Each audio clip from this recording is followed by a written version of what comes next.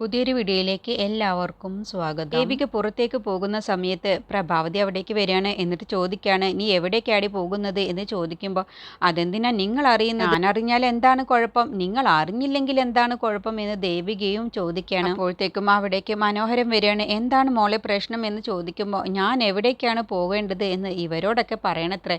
ഇവരാണ് ഇപ്പോൾ ഇവിടുത്തെ പുതിയ സെക്യൂരിറ്റി എന്നാണ് തോന്നുന്നത്.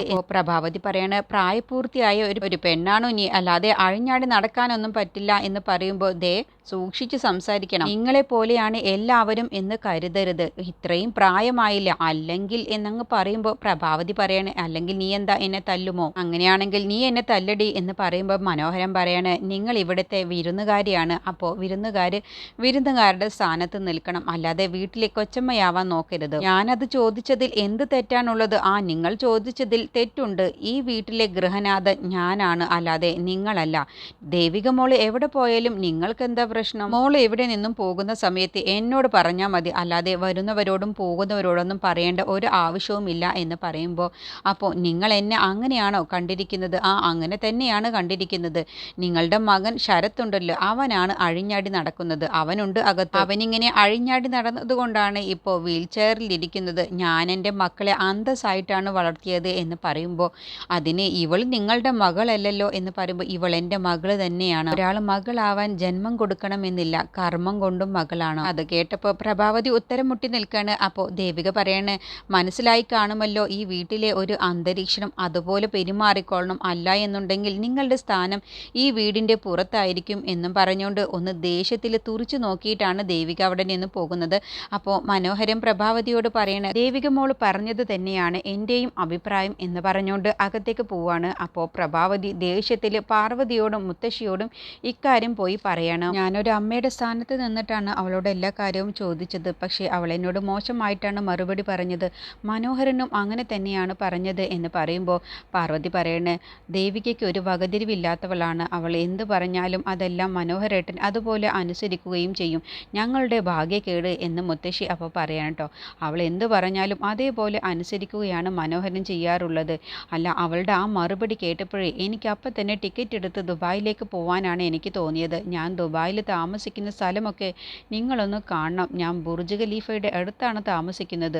അപ്പോൾ മുത്തശ്ശി ചോദിക്കുകയാണ്, എന്താണത് എന്ന് ചോദിക്കുമ്പോൾ പാർവതി പറയണേ, അത് ലോകത്തിലെ വലിയൊരു കെട്ടിടമാണ് അമ്മേ, ഇവിടെ ആരുടെയും ആട്ടും തുപ്പും കേട്ട് നിൽക്കേണ്ട ഒരു ആവശ്യവുമില്ല. ഇനിയും അവൾ എന്നോട് അങ്ങനെയാണ് മോശമായി സംസാരിക്കുന്നതും പെരുമാറുന്നതെങ്കിൽ ഞാൻ പിന്നെ ഒരു നിമിഷം പോലും ഇവിടെ നിൽക്കില്ല, പിന്നെ നിങ്ങൾ എന്നെ ദുബായിൽ നോക്കേണ്ടി വരും എന്ന് പറയുമ്പോൾ പാർവതി പറയണേ, ഇനി അവളെടുത്തുനിന്ന് ഒരു മോശമായിട്ടുള്ള പെരുമാറ്റവും പ്രഭാവതിക്ക് ഉണ്ടാവില്ല, പ്രഭാവതി എടുത്തു ചാടണ്ട, ഞാൻ സംസാരിച്ചോളം അവളെ.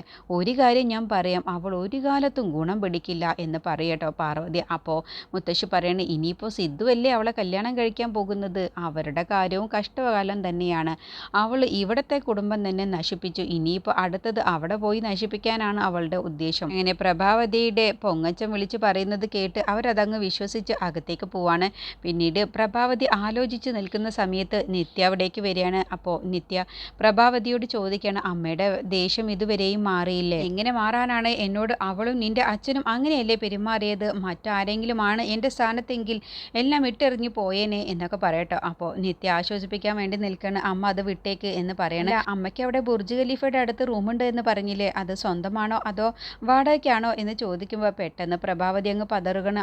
അത് സ്വന്തമാണ്, എല്ലാം എൻ്റെ ഭാഗ്യം എന്ന് നിത്യ പറയുമ്പോൾ അത് കേട്ടും കൊണ്ടാണ് അവിടേക്ക് പാർവതി വരുന്നത്. അപ്പോഴത്തേക്കും ശരത്ത് കൂടി അവിടേക്ക് വരികയാണ്.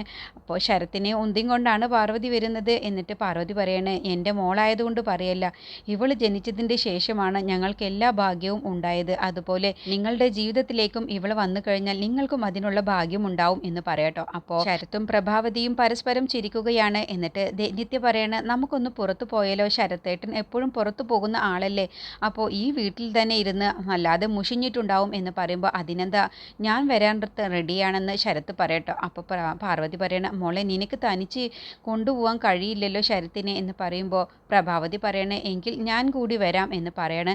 അപ്പോഴത്തേക്കും മനോഹരൻ അവിടേക്ക് വരികയാണ്. മോളെ, നീ വെറുതെ ഇവനെയും കൊണ്ട് പോകാനൊന്നും നിൽക്കണ്ട, അതൊന്നും നിനക്ക് കഴിയില്ല എന്ന് പറയുമ്പോൾ മനോഹരനെ കണ്ണുകൊണ്ട് കാണിക്കുകയാണ്. എങ്കിൽ നിന്റെ ഇഷ്ടം, ഇനിയിപ്പോൾ നിനക്ക് അങ്ങനെ ശരത്തിനെയും കൊണ്ട് പോകണമെന്നുണ്ടെങ്കിൽ നീ പോയിക്കോ എന്ന് പറഞ്ഞ് മനോഹരനകത്തേക്ക് പോവാണ്. അങ്ങനെ നിത്യ ശരത്തിനെയും കൊണ്ട് പോകാൻ വേണ്ടി വേണ്ടി നിൽക്കുകയാണ്. അപ്പോഴത്തേക്കും നിത്യ ദേവികയ്ക്ക് ഫോൺ വിളിക്കുകയാണ്. ഞാൻ ശരത്തിനെയും കൊണ്ട് പോകുന്നുണ്ട്, തിരിച്ചു വരുന്ന സമയത്ത് ചിലപ്പോൾ ശരത്ത് ഉണ്ടാവില്ല എന്ന് പറയുമ്പോൾ ദേവിക പറയണ, മോളെ നീ വെറുതെ എടുത്തു ചാടരുത്, നീ വെറുതെ പ്രശ്നം ഉണ്ടാക്കണ്ട, ഞാൻ കൂടി ഇല്ലാത്ത സമയത്ത് അത് ചെയ്യേണ്ട, ഞാൻ കൂടി അവിടേക്ക് വരാം, പിന്നെ എൻ്റെ കൂടെ പ്രഭാവതി കൂടി ഉണ്ട്, എങ്കിൽ നീ സൂക്ഷിക്കണം മോളെ, നീ എന്തെങ്കിലും പ്ലാൻ ചെയ്തിട്ടുണ്ടെങ്കിൽ അത് അവർക്ക് മനസ്സിലാവില്ലേ എന്ന് ചോദിക്കുമ്പോൾ അതിന് പ്രഭാവതിയെ ഞാൻ എങ്ങനെയെങ്കിലും എൻ്റെ അടുത്ത് നിന്ന് ഞാൻ മാറ്റിക്കോളാം, എന്നിട്ട് ഞാൻ പിന്നെ ബാക്കി പ്ലാൻ ചെയ്തോളാം എന്ന് പറയുമ്പോൾ ദേവിക പറയണേ, എങ്കിൽ ഞാൻ കൂടി അവിടേക്ക് വരാം, ബാക്കിയുള്ളതൊക്കെ ഞാൻ കൂടി ഏറ്റെടുത്തോളാം എന്ന് പറഞ്ഞ് ദേവികയും നിത്യയും കൂടി ശരത്തിനെ എന്തെങ്കിലും ചെയ്യണം എന്നുള്ള മാനത്തിലാണ്. അങ്ങനെ നിത്യയും പ്രഭാവതിയും ശരത്തും കൂടി പുറത്തേക്ക് പോവാണ്. എന്നിട്ട് നിത്യ ശരത്തിനോട് പറയണേ, എനിക്ക് ശരത്തേട്ടനോട് കുറച്ച് തനിച്ച് സംസാരിക്കണം എന്ന് പറയുമ്പോൾ അതിന് അമ്മ കൂടെ ഉണ്ടല്ലോ എന്ന് ശരത്ത് പറയണ്ടോ. അപ്പോൾ പ്രഭാവതി അവിടേക്ക് വരികയാണ്. അമ്മ അമ്പലത്തിൽ പോയി തൊഴുതോളൂ, ഞാനും നിത്യക്കുട്ടിയും കൂടി കുറച്ച് സംസാരിക്കട്ടെ എന്ന് പറയുമ്പോൾ ഞാനും ഈ പ്രായം കഴിഞ്ഞ് വന്നതല്ലേ, ഞാൻ എന്തായാലും തൊഴുതു കൊണ്ടുവരാം, നിങ്ങൾ രണ്ടുപേരും ഇവിടെ നിന്ന് സംസാരിച്ചോ എന്ന് പറഞ്ഞുകൊണ്ട് പ്രഭാവതി അവിടെ നിന്ന് പോവാണ്. അങ്ങനെ നിത്യയോട് ചോദിക്കുകയാണ്, എന്താണ് നെത്തിക്കുട്ടി നിനക്ക് എന്നോട് പറയാനുള്ളത്? മറ്റൊന്നുമല്ല ശരത്തേട്ട, നമ്മുടെ വിവാഹക്കാരൻ തന്നെയാണ്, അതിനെന്താ 21 ദിവസം കഴിഞ്ഞാൽ എൻ്റെ ഈ പ്ലാസ്റ്ററൊക്കെ വെട്ടും, അത് കഴിഞ്ഞാൽ നമുക്ക് വിവാഹം നടത്താമല്ലോ, നീ എന്തിനാ ഇങ്ങനെ ധൃതി വെക്കുന്നത് എന്ന് ചോദിക്കുമ്പോൾ അതിന് എനിക്ക് എല്ലാത്തിനും നല്ല ധൃതിയാണ്, എനിക്ക് എല്ലാ കാര്യങ്ങളും പെട്ടെന്ന് നടക്കണം എന്നൊക്കെ നിത്യ പറയാണ്. അപ്പോഴൊക്കെ നിത്യക്ക് നല്ല ദേഷ്യം വരിക കേട്ടോ. എന്നിട്ട് ശരത്തിൻ്റെ വീൽ ചെയറിൻ്റെ അവിടെ പിടിച്ചുകൊണ്ട് ശരത്തിനെ ഒരു തള്ളങ്ങ് വെച്ച് കൊടുക്കുകയാണ്. അതോടുകൂടി ശരത്ത് സ്റ്റെപ്പിൽ നിന്നും താഴേക്ക് ഇങ്ങനെ വീൽ ചെയറിൽ പോയിക്കൊണ്ടിരിക്കുകയാണ്. അപ്പോൾ നിത്യക്കുട്ടി എന്ന് പറഞ്ഞുകൊണ്ട് അലറുകയാണ് കേട്ടോ. അപ്പോൾ നിത്യ അത് കാണുമ്പോൾ വല്ലാതെ ആസ്വദിക്കുകയാണ്. പെട്ടെന്ന് താഴേക്ക് വീഴാൻ വേണ്ടി ശരത്ത് പോവുകയാണെന്ന് മനസ്സിലാക്കുമ്പോഴത്തേക്കും അവിടേക്ക് ദേവിക വന്ന് ശരത്തിൻ്റെ വീൽ ചെയറിൽ അങ്ങ് തടയുകയാണ് കേട്ടോ. അതോടുകൂടി ശരത്ത് രക്ഷപ്പെടുകയാണ്. അപ്പോൾ നിത്യ ഇതെന്ത് പണിയാണ് ദേവികയുടെ അടുത്ത് കാണിച്ചത് എന്നുള്ള ഭാവത്തിലാണ് കേട്ടോ നോക്കിക്കൊണ്ട് നിൽക്കുന്നത്. അപ്പോൾ ശരത്ത് ചോദിക്കുകയാണ്, നീ എന്താടി ഇവിടെ, നീ എന്തിനാണ് ഇവിടേക്ക് വന്നത് എന്ന് ചോദിക്കുമ്പോൾ, അതെന്താടാ ശരത്തെ, ഞാൻ നിന്നെ രക്ഷിക്കുകയല്ലേ ചെയ്തത്, അപ്പോൾ നീ കുറ്റപ്പെടുത്താതെ എന്നോട് നന്ദിയല്ലേ പറയേണ്ടത്, അല്ല എന്നുണ്ടെങ്കിൽ നീ ഇപ്പോൾ ആ താഴെ പോയി കിടന്ന് മരിച്ചേനെ എന്ന് പറയട്ടോ. നിന്നെ രക്ഷിച്ചതും പോരാഞ്ഞിട്ട് നീ നന്ദിയും പറയുന്നില്ല, എന്നിട്ടിപ്പോൾ എന്നെ കുറ്റപ്പെടുത്തുന്നോടാ എന്നൊക്കെ ചോദിക്കുകയാണ്. അപ്പോഴത്തേക്കും നിത്യ അവിടേക്ക് ഇറങ്ങി വരികയാണ്. അയ്യോ ശരത്തേട്ട, എനിക്ക് പെട്ടെന്നൊരു തലകറക്കം വന്നു, എനിക്ക് ബോധം പോകുന്നത് പോലെ തോന്നി, അതുകൊണ്ടാണ് കേട്ടോ, അല്ലാതെ മനഃപൂർവ്വമല്ല എന്ന് പറയുമ്പോൾ അതൊന്നും സാരമില്ല നിത്യക്കുട്ടി എന്ന് അപ്പോൾ ശരത്ത് പറയാണ്.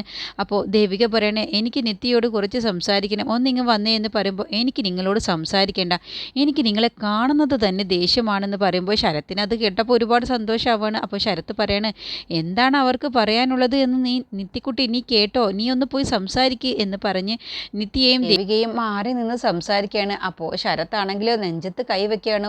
വല്ലാതെ പേടിച്ചതുപോലെ ശരത്ത് വല്ലാത്തൊരു ആശ്വാസം എന്നുള്ള ഭാവത്തിൽ, അല്ല എന്നുണ്ടെങ്കിൽ ഇപ്പോൾ ഞാൻ മരിച്ചേനെ എന്നുള്ള ഭാവത്തിൽ പേടിയോട് കൂടിയിട്ടാണ് ശരത്ത് അവിടെ ഇരിക്കുന്നത് വീൽ ചെയറിൽ. എന്നിട്ട് നിത്യ പറയണേ, എന്തിനാണ് ദേവികയുടെ അടുത്ത് ഇപ്പോൾ അവനെ തടഞ്ഞത്, അല്ല എന്നുണ്ടെങ്കിൽ അവൻ്റെ കഥ ഇന്ന് തന്നെ കഴിഞ്ഞേനെ എന്ന് പറയുമ്പോൾ, നിത്യ നീ എന്ത് പണിയാണ് കാണിച്ചത്, ഞാൻ ഉള്ളപ്പോഴല്ലേ ഇങ്ങനെയുള്ള കാര്യങ്ങളൊക്കെ ചെയ്യാൻ പാടൂ എന്ന് ഞാൻ നിന്നോട് പറഞ്ഞതല്ലേ, അല്ല എന്നുണ്ടെങ്കിൽ ഇപ്പോൾ അവൻ എങ്ങനെയെങ്കിലും രക്ഷപ്പെട്ടേനെ, അപ്പോൾ അതോടുകൂടി നമ്മളെല്ലാവരും അഭിനയിക്കുകയാണെന്നുള്ളത് അവന് മനസ്സിലാവുകയും ചെയ്തേനെ, അവന് ഒരു സംശയം ഉണ്ടാവാൻ പാടില്ല എന്ന് പറയണം, അത് പിന്നെ എൻ്റെ ക്ഷമ നശിച്ചു, അതുകൊണ്ടാണ് ഞാൻ അങ്ങനെ ചെയ്തത്, എന്തായാലും ഇനി നീ ഇങ്ങനെയുള്ള അബദ്ധങ്ങളൊന്നും കാണിക്കരുത്, എന്തെങ്കിലും നമ്മൾ പ്ലാൻ ചെയ്യുമ്പോൾ അവന് സംശയമില്ലാത്ത രീതിയിലാണ് ചെയ്യേണ്ടത്. അപ്പോൾ നിത്യ പറയണ, ഇപ്പോൾ 2 തവണയായി അവൻ രക്ഷപ്പെടുന്നു, 3ാമത്തെ തവണ അവൻ ഒരിക്കലും രക്ഷപ്പെടരുത് ഏട്ടത്തി എന്ന് പറയുമ്പോൾ, ഇല്ല അവൻ ഇനി രക്ഷപ്പെടില്ല എന്നൊക്കെ പറയണേ, എന്തായാലും അവന് സംശയം തോന്നുന്നു. അപ്പോഴത്തേക്കും ശരത്ത് നിത്യക്കുട്ടി എന്ന് പറഞ്ഞ് വിളിക്കുകയാണ്. അതാ വരുന്നു ശരത്തേട്ട എന്ന് പറഞ്ഞ് നിത്യ അടുത്തേക്ക് ചെല്ലുകയാണ്. അല്ല അവരെന്താണ് നിന്നെ മാറ്റി നിർത്തി സംസാരിച്ചത്, അവരെ പഞ്ഞി വെക്കുന്ന കാര്യം പറഞ്ഞതാണ്, ചെവിയിൽ പഞ്ഞി വെക്കുന്ന കാര്യം ചെവിയിലോ മൂക്കിലല്ലേ പഞ്ഞി വെക്കാറ്, അത് മരിക്കുമ്പോഴല്ലേ, ഇത് പിന്നെ എന്തിനാ ചെവിയിൽ പഞ്ഞി വെക്കുന്നത്, അല്ല ഇങ്ങനെയുള്ള സ്ഥലത്തേക്കൊക്കെ വരുന്ന സമയത്ത് ചെവിയിലേക്ക് കാറ്റടിക്കുന്നത് കൊണ്ടാണത്രേ എനിക്ക് തലകറക്കമൊക്കെ വന്നത്, അതുകൊണ്ടാണ് വെക്കാൻ വേണ്ടി പറഞ്ഞത്, അവരുടെ ഒരു ഉപദേശം, അവരോട് എനിക്ക് സംസാരിക്കുന്നത് ദേഷ്യമാണ്, ഞാൻ അവരോട് പോയി പണി നോക്കാൻ പറഞ്ഞു, എന്നെ ഉപദേശിക്കാനൊന്നും നിൽക്കണ്ട എന്ന് പറഞ്ഞുകൊണ്ടാണ് ഞാനിപ്പോൾ വന്നത്. അപ്പോൾ ശരത്ത് അത് നന്നായുള്ളൂ എന്ന് പറയണേ. അങ്ങനെ നിത്യ ശരത്തിന് സംശയം തോന്നാത്ത വിധത്തിൽ സംസാരിച്ചുകൊണ്ട് ശരത്തിനെയും കൊണ്ട് അവിടെ നിന്നും പോവാണ്. പിന്നീട് ഋതുവിൻ്റെ അടുത്തേക്ക് ചന്ദ്രലേഖ ചെല്ലാണ്. എന്നിട്ട് സ്നേഹം അഭിനയിച്ചുകൊണ്ട് പറയുകയാണ്, നാളെ നമുക്ക് ദേവി ചേച്ചിയുടെ വീട്ടിൽ പോയിട്ട് ഓണം ആഘോഷിച്ചാലോ എന്ന് ചോദിക്കുമ്പോൾ, അയ്യോ അതോ എന്ന് ചോദിക്കുമ്പോൾ, അതിനെന്താ ദേവിക്ക് ചേച്ചിയും കൂടി അവിടെ ഉള്ളതല്ലേ, ഇനിയിപ്പോൾ അടുത്ത വർഷം നിങ്ങൾ രണ്ടുപേരും ഒരുമിച്ച് ഈ വീട്ടിലല്ലേ ഓണം ആഘോഷിക്കുക. അപ്പോൾ ഞാനുണ്ടാവില്ലല്ലോ. നീ എവിടെ പോകുന്നു? ഞാൻ എവിടേക്കെങ്കിലും പോവും. ഞാനിവിടെ നിൽക്കില്ല. അപ്പോൾ നമുക്ക് നാളെ അവിടെ പോയി ഓണം ആഘോഷിച്ചാലോ? ഏതായാലും എനിക്കെന്തായാലും ഓണമൊന്നുമില്ല. അപ്പോൾ നമുക്ക് അവിടെ പോയി ആഘോഷിക്കാം. എൻ്റെ വക ഒരു പാലട പായസവും ഉണ്ട് എന്ന് പറയട്ടോ. അപ്പോൾ സിദ്ധു അത് കേൾക്കുമ്പോൾ ഒരുപാട് സന്തോഷിക്കുകയാണ്. എന്ന ചന്ദ്രലേഖ പറഞ്ഞതുപോലെ തന്നെ നമുക്ക് നാളെ ദേവികയുടെ വീട്ടിൽ പോയിട്ട് ഓണം ആഘോഷിക്കാം എന്ന് തീരുമാനിക്കാം കേട്ടോ. അപ്പോൾ ചന്ദ്രലേഖ നാളത്തെ ഓണം അവസാനത്തെ ഓണമാണ് എന്നുള്ള ആ ഒരു പ്ലാനോട് കൂടിയിട്ടാണ് എല്ലാം തകർക്കണം എന്നുള്ള ഉദ്ദേശത്തിലാണ് ഓരോന്ന് പ്ലാൻ ചെയ്യുന്നത്. അങ്ങനെ ഇനി മനോഹരൻ്റെ വീട്ടിലേക്ക് ചന്ദ്രലേഖ സിദ്ധുവിനെയും കൊണ്ട് പോവുകയാണ്. അപ്പോൾ ചന്ദ്രലേഖ ഒരു പാത്രത്തിൽ പായസവുമായിട്ടാണ് പോകുന്നത്. പാലട പായസം, അതും മനോഹരൻ്റെ കയ്യിൽ കൊടുക്കുകയാണ്. എൻ്റെ വകയാണ് ഇന്നത്തെ ഓണത്തിൻ്റെ പായസം എന്ന് പറഞ്ഞുകൊണ്ട്. അപ്പോൾ മനോഹരനും ദേവികയും നിത്യം ശരത്തും പ്രഭാവതിയും പാർവതിയും മുത്തശ്ശിയും എല്ലാവരും ഓണം നല്ലതുപോലെ ആഘോഷിക്കുകയാണ്. അങ്ങനെ കണ്ണുകെട്ടി കളിയൊക്കെ ഉണ്ട്. അങ്ങനെ കണ്ണുകെട്ടി കലമുടക്കുന്ന പരിപാടി അത് നിത്യ ഏറ്റെടുക്കുകയാണ്. എന്നിട്ട് നിത്യ ആ ഒരു തക്കത്തിൽ ശരത്തിൻ്റെ തലമണ്ടയ്ക്കൊന്ന് കൊടുക്കാനാണ് നിത്യ പ്ലാൻ ചെയ്യുന്നത്. അങ്ങനെ നിത്യയും ദേവികയും കൂടി അങ്ങനെ ഒരു പ്ലാനും കൂടി അതുകൂടെ നടത്തുകയാണ്. അങ്ങനെ ശരത്തിൻ്റെ മണ്ടക്കിട്ട് നിത്യ ഒരു അടിയൊക്കെ അടിക്കുന്നുണ്ട് കേട്ടോ. അപ്പോൾ പ്രഭാവതി അങ്ങ് ഞെട്ടിപ്പോവാണ്.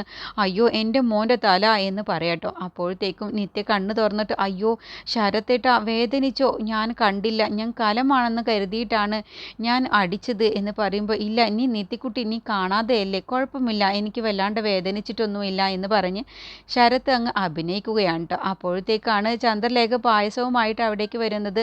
എന്നിട്ട് ചന്ദ്രലേഖ മനോഹരൻ്റെ കയ്യിലാണ് ആ പായസം കൊടുക്കുന്നത്. അങ്ങനെ ഇനി പായസത്തിൽ വിഷം ചേർത്ത് എല്ലാവർക്കും കൊടുക്കണം. എന്നിട്ട് മനോഹരൻ കുടിച്ച ശേഷം ബാക്കിയുള്ളവർക്ക് കൊടുക്കാതെ അതെല്ലാം തട്ടിക്കളണം. അയ്യോ എൻ്റെ കയ്യിൽ നിന്ന് വീണു എന്ന് പറഞ്ഞ് അഭിനയിക്കണം എന്നൊക്കെയാണ് ചന്ദ്രലേഖ മനസ്സിൽ പ്ലാൻ ചെയ്തിട്ടുള്ളത്. പക്ഷേ ചന്ദ്രലേഖയ്ക്ക് തന്നെ ഇനി പാരയാകുന്ന ഒരു കളിയാണ് കളിക്കാൻ പോകുന്നത്.